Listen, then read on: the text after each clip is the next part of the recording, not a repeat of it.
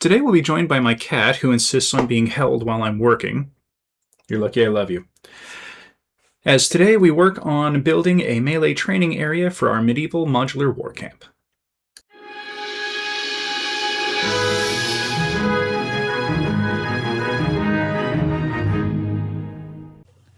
Hello everyone, welcome back to the channel. Last time we built our medical tent. Today we're going to start working on some training areas. Now, I've got two different training areas in mind, and I've prepped up the basics for them. So we've got our two ground plates. They're both made the same way, textured with magnets. I want one of them to be a melee training ground and the other one to be a ranged training ground. And I'm going to make them their own separate episodes. So we're going to set one aside for now, and we'll get to that next week. Today we're going to be working on the melee training area, and let's see what we can come up with. I've got a couple things sort of envisioned in my head for this. Now, the tile is, as before, just over 3 inches by just under 5 inches. So we should be able to get a decent amount of things on here. Now, one thing I don't want to do is have this crammed, jam-packed full of stuff. So we're going to be a little bit selective in the placement of things, but I've kind of got an idea in mind. I want some kind of like little peripheral barricade around the sides. And I'm thinking just like a simple little layout. Like, the idea I have in my head is that the soldiers would have built some kind of thing around the perimeter just as a way to kind of denote, hey, this is a dangerous area, don't just walk into it without checking first. I'm not thinking like a full fence. Maybe we'll just do like a line of stones around the edge, you know, just like a little bit of piled up stuff, just to kind of create a little perceived barrier between this area and everything around it. And that should give us enough room on the inside to have 3 little training dummies just kind of standing up. You know, like the kind of thing that swordsmen would practice against, or maybe like a phalanx line would train, you know, how to attack enemies in groups, that kind of thing. I've got a couple ideas on how to build them, but I want to include a couple of other things, and I'm thinking of making a couple of them part of the perimeter wall. Historically, there's a couple of things that are pretty easy to make that were used by medieval knights for training purposes. I know for a fact that Rome used them, the Roman Legion, as well as a lot of medieval European knights used these to train with as well. So we're going to incorporate a couple of different things. In total, I'm thinking 3 training dummies and then 2 other training things on the sides. And that should give us a pretty decently filled out training area without it being super cluttered. Now, I haven't painted this yet because I want to add the stones in and then paint them as part of the whole setup. So let's go ahead and start putting together our various little bits of stuff. Let's grab our rocks and we'll get going.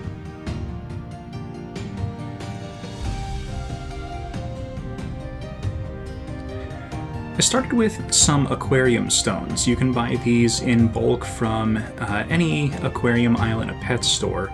You get quite a number of them for a fairly low cost.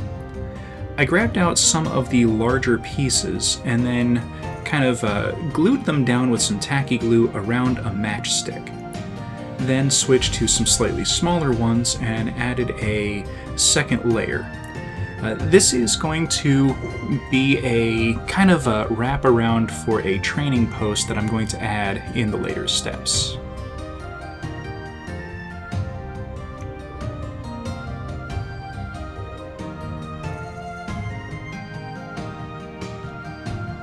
With that done, I added another kind of a large layer of tacky glue in a line, roughly a 1/4 inch in from the edges, and just kind of piled a few stones on top of it, trying to press them in as much as I was able to. Now, as the glue dried, I did notice that some of the stones were still a bit loose, so before painting them, I did go over them with a little bit of super glue just to kind of help hold everything into place. As the outer kind of separation barrier was drying, I added some more tacky glue and started making a couple of smaller piles of stones around a couple more matchsticks. Now these are going to be where our little training practice dummies are going to go. The idea I had was that the army would come along, dig a small hole, put the training dummies in, and then just kind of reinforce them with a few small stones around the post just to kind of hold everything in place.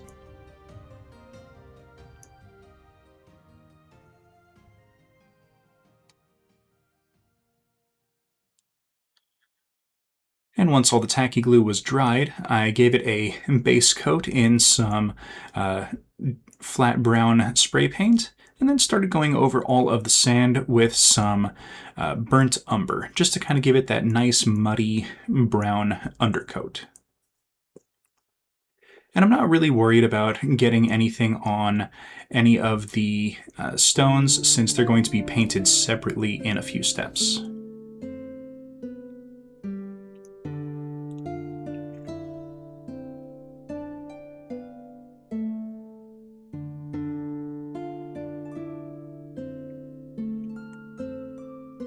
Once that was dried, I grabbed some raw sienna and did a kind of medium level overbrushing, dry brushing on all of the surface layer, just to kind of give it a little bit more of a sandy, worn down field appearance.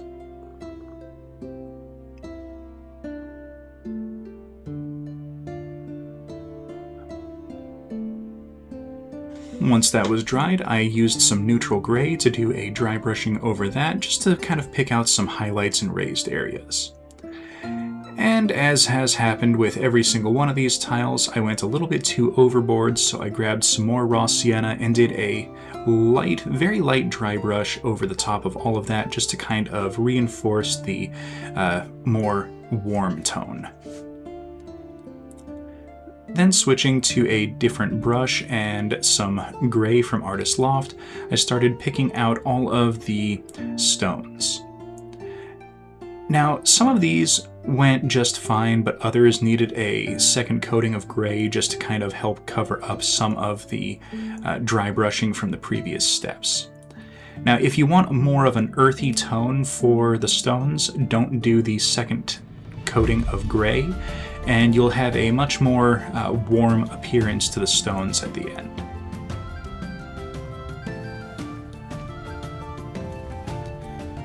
Once that was dried, I did a dry brushing of neutral gray just to pick out the highlights and make them a little bit more uniform with the other stones on the other tiles.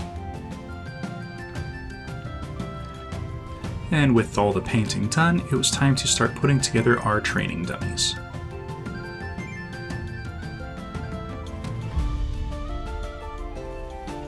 So for this, we're going to use a Q-tip, which I cut in half, and then some paper towel. And the key to using paper towels is find some that don't have patterns on them. Or if you have to use ones with patterns, use the side that doesn't have the pattern embossed into it. So I cut some 3" by 3" sections and then some 3" by 1.5" sections. And here I'm taking a piece of string and then tying it around the paper towel, which I kind of wrap around the head of the Q-tip. This creates what I'm going to call the head for the training dummy. And then spreading everything apart, I take a strip of paper towel, wrap it around a toothpick, and then just kind of glue it to itself to kind of make it hold together. And then pulling it off the toothpick, I realized that the toothpick and the Q-tip were two different sizes, so I made another one and wrapped it around the Q-tip stem.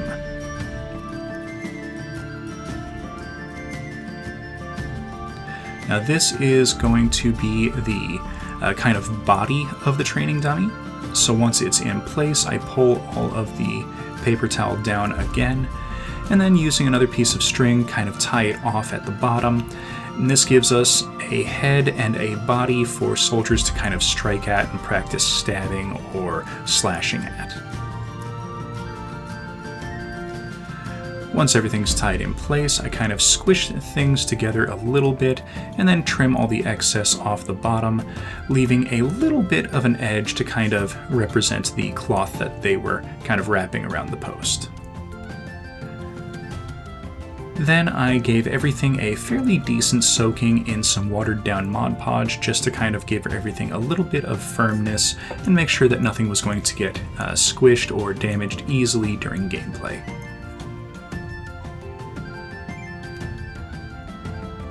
And since the Q-tip stems were hollow, I was able to shove a toothpick inside of them just to make handling everything a lot easier.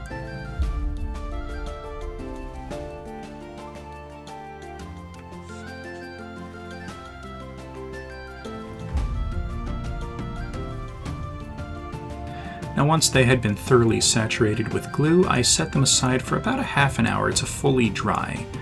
And once they were done, I was able to start getting some paint together and did a mix of some warm gray, parchment, and deep yellow ochre to get this color, which is kind of almost like a dirty straw color. It's pretty pale, but this is mostly going to be an undercoating for the cloth.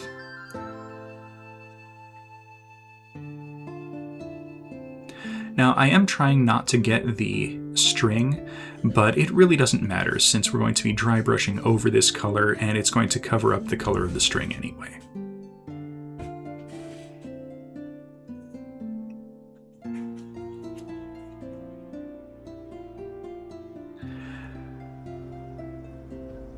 And finally realizing that everything was out of focus, here is a quick shot before I do a dry brushing of raw sienna. And this is going to give it a little bit more of a kind of a weathered and beaten up appearance.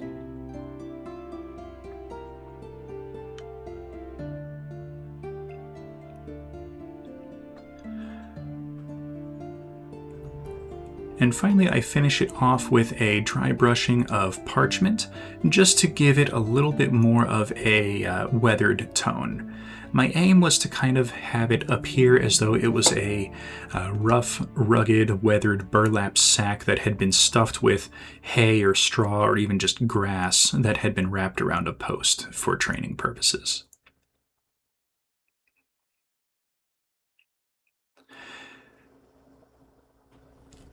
And then I grabbed some raw umber, and even though I wasn't sure it was going to be visible, I painted the stem of the Q-tip just to kind of make it look as though it's a wooden stick.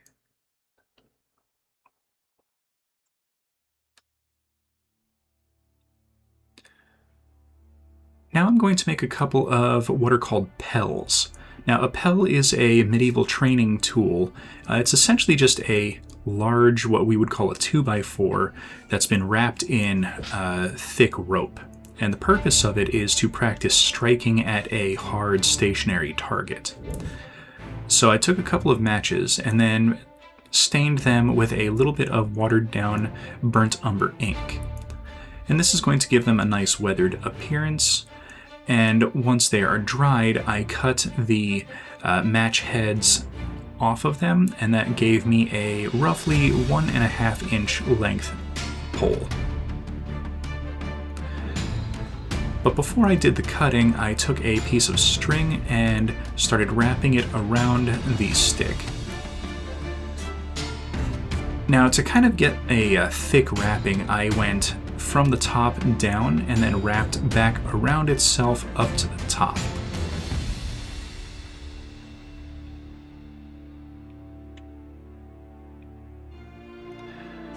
Then I put the string through this little loop, and then, realizing that I had done it backwards, did it again from the other side, and then pulled the string at the bottom to kind of cinch everything down onto itself and make sure that nothing was going to come apart. Then it was trim away the excess string, cut the match head off, and we've got a training pel. Alright, now it's time to put it all together. Alright, now that everything is painted up, it's time to start putting everything together.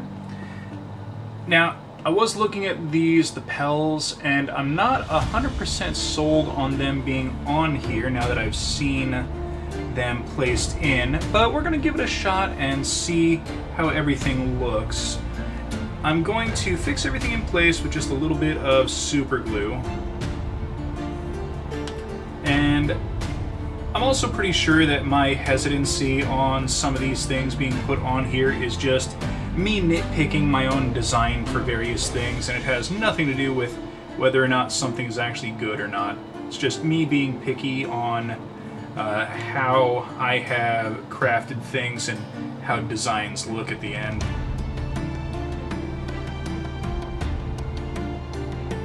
There we go. And now for our training dummies. I'm just going to put a drop into the pile of rocks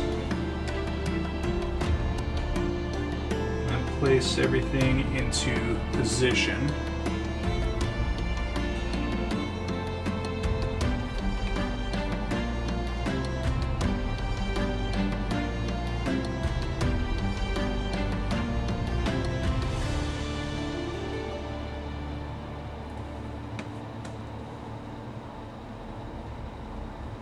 And there we go. Now this is going to need a couple of minutes to dry, but you know, I actually think everything looks pretty darn nice. Let's see how it looks with a model. Oh yeah, everything is appropriately scaled. Let me bring this up so you can see it a little bit easier. So we've got our model for scale, and everything looks like it's appropriately sized and appropriately positioned for various training activities. So I think I'm going to call this one a success. We've got our training area, we've got our little fenced off, well, walled off rocky area to denote everything. Yeah, I'm happy with how this came out. So let's go ahead and slot this onto the board. Back the camera up just a little bit here. There we go. So we can put this in, and I think we'll put it next to the medical tent for scale. Oh yeah. The camp is coming along quite nicely. So that's going to be it for today. I think next up we're going to finish out the second training area. We'll start making our arranged training zone. I'm thinking just a simple kind of like archery range setup will probably be the most effective. So I will start figuring out how to put that together for next time. Thank you everyone for watching. Please hit that like button, subscribe for future content, comment down in the comments section, and we will see everyone next episode.